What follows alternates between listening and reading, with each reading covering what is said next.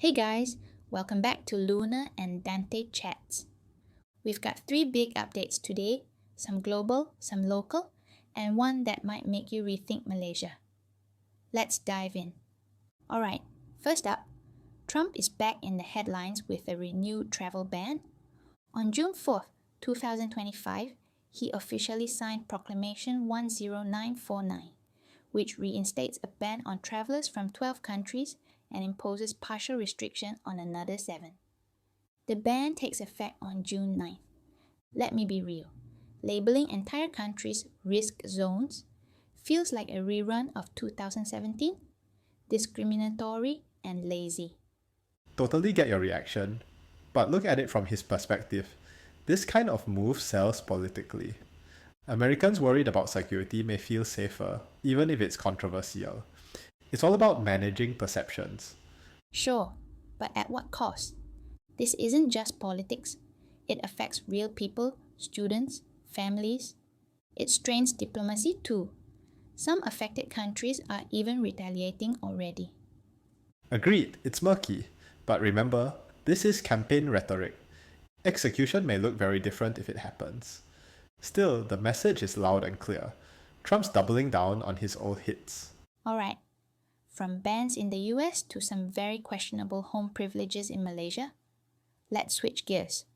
This next one's gonna get people talking. Back home now. On July 9th, Reuters confirmed the existence of a royal addendum order that Najib Razak claims could enable house arrest instead of continuing his prison time. A lower court allowed him to pursue this, and the Attorney General's chambers admitted the document exists. Though legalities remain, it's definitely in play.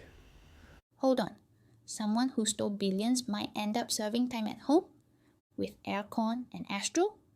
That's a slap in the face to everyday folks. This isn't justice, it's VIP privilege.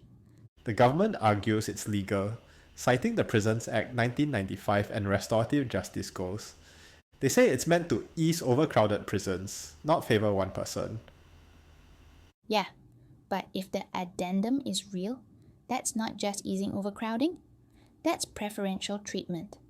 The public isn't buying it, and rightly so. It's a messy mix of law, perception, and politics. Stay tuned. If this goes through, I don't think Malaysians are going to stay quiet about it. Yeah, let's just say the internet's already halfway on fire. But let's cool off with something a bit more wholesome.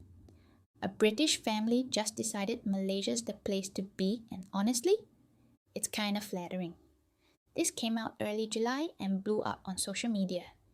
They said they moved here because it's safer, more affordable, and people are just nicer. They were living in the UK but felt things were getting too expensive and unpredictable.